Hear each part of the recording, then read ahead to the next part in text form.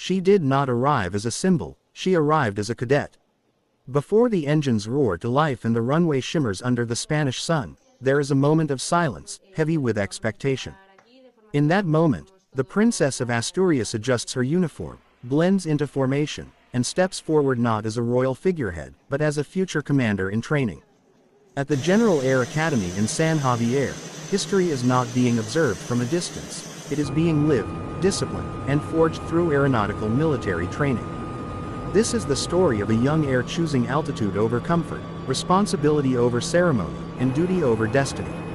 A princess in a runway, where tradition meets the future. The Princess of Asturias, Leonor de Bourbon, heir to the Spanish throne, represents a monarchy deeply rooted in centuries of tradition.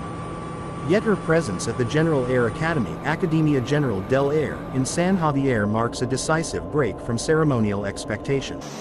Aeronautical military training is not symbolic participation. It is physically demanding, mentally exhausting, and uncompromising in its standards. San Javier, located in the region of Murcia, is no ordinary academy. It is where Spain shapes its air and space force officers, leaders trained to operate in one of the most technologically advanced and strategically complex domains of modern defense. For the Princess of Asturias to undergo training here is a clear message. The future of the Spanish crown is grounded in service, preparedness, and first-hand experience. The weight of the uniform. Military uniforms have long been associated with authority, hierarchy, and sacrifice.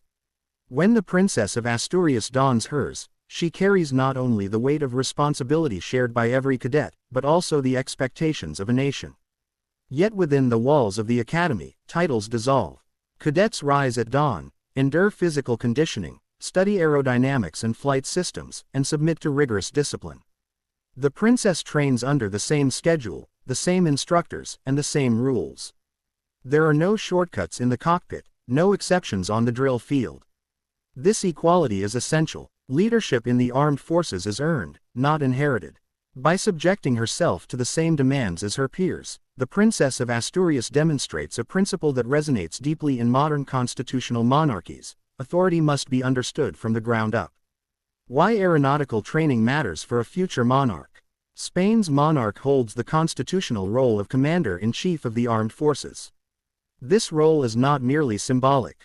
It requires a deep understanding of military structure, strategy, and the realities faced by service members. Aeronautical training at San Javier offers precisely that insight. Here, cadets learn the fundamentals of flight and aerospace operations, military aviation tactics and navigation, crisis response and decision-making under pressure, leadership in high-risk, high-responsibility environments. For the Princess of Asturias, this training is not about becoming a pilot alone, it is about understanding the operational heart of modern defense. Air and space capabilities now define national security. Drones, satellites, cyber-integrated air operations, and rapid response aviation units are central to Spain's defense strategy. A future head of state must comprehend this domain not from briefing papers, but from lived experience. San Javier, a crucible of discipline and excellence. The General Air Academy is known for its uncompromising standards. Days begin early, often before sunrise. Physical training pushes endurance to its limits. Academic instruction demands precision and focus. Flight simulations and real-world exercises test nerve and judgment. Mistakes are corrected swiftly. Feedback is direct. Progress is earned, not assumed. In this environment, the Princess of Asturias is shaped not by privilege, but by process. She learns teamwork, how success in aviation depends on trust, coordination, and mutual accountability. She learns humility, because the sky does not bend to status.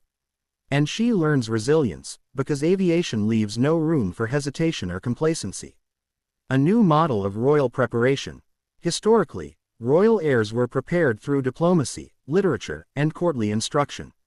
While those elements remain vital, the 21st century demands more. Today's monarch must understand national defense, international security, and the lived realities of those sworn to protect the state.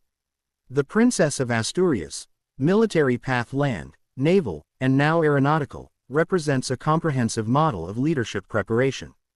It reflects a monarchy that evolves with its society, values merit, and honors service. This approach resonates particularly with younger generations. Seeing a future queen endure the same physical strain, academic pressure, and discipline as any other cadet humanizes the institution of monarchy.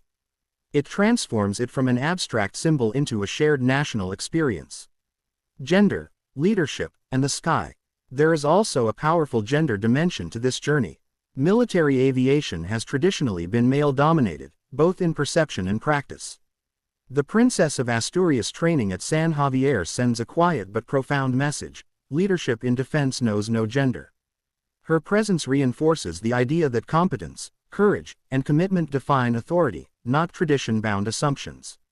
For young women across Spain and beyond, this image expands the horizon of what is possible, both in military service and in leadership roles at the highest level.